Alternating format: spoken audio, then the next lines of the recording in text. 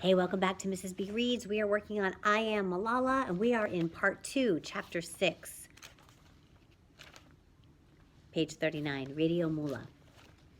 I was at the home of one of my relatives in Mangora one evening when I heard a strange sobbing coming from the radio. After a long day of cooking, the women had gathered around the radio as they cleaned up. As usual, I was doing my best to get out of having to do the dishes, but I stopped at the sound of this odd weeping. At first, it sounded like just another imam giving advice. So in this book, when words are italicized, I always encourage my kids to go to the back, check it out in the glossary. And imam means local preacher.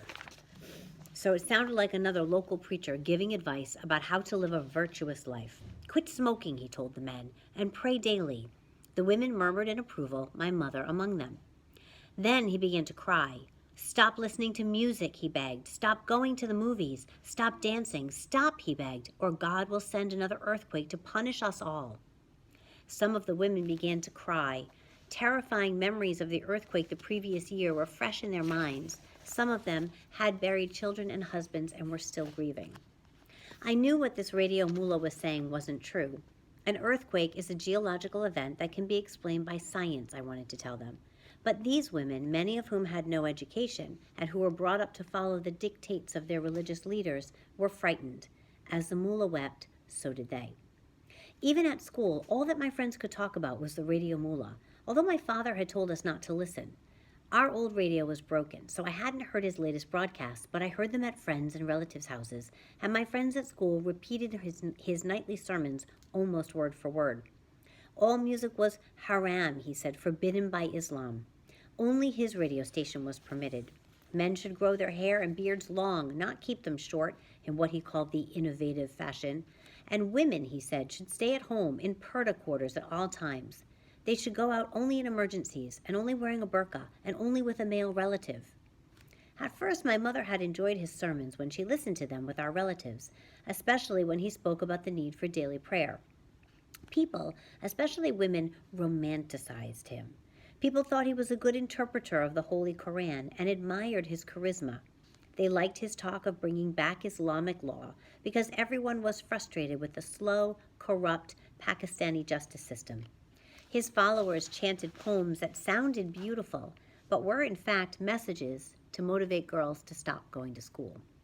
My father disapproved of him from the beginning. No Radio Mullah is going to tell me what to do. This mullah, he declared, is nonsense and trouble. Don't speak that way, my mother told him. God will be angry with you. My father turned out to be right.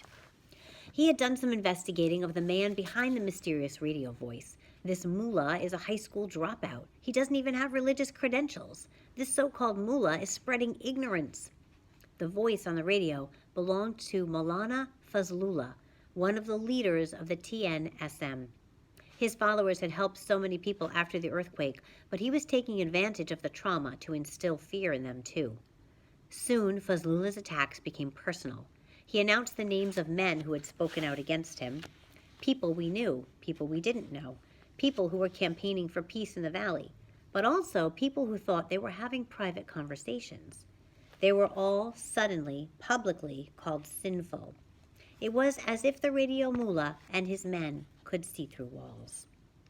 Now that I was getting older, it wasn't so easy to sit in on the men's discussions without being noticed, so I would offer to serve them tea, if only so I could hear what matters they were discussing. In those days, there were only two topics of conversation, the Radio Mullah and the fighting just across the border in Afghanistan. I was 4 years old when the 9/11 attacks took place, but I had grown up hearing the name Osama bin Laden. In our country, everyone knows about 9/11 and Osama bin Laden, just like in our country.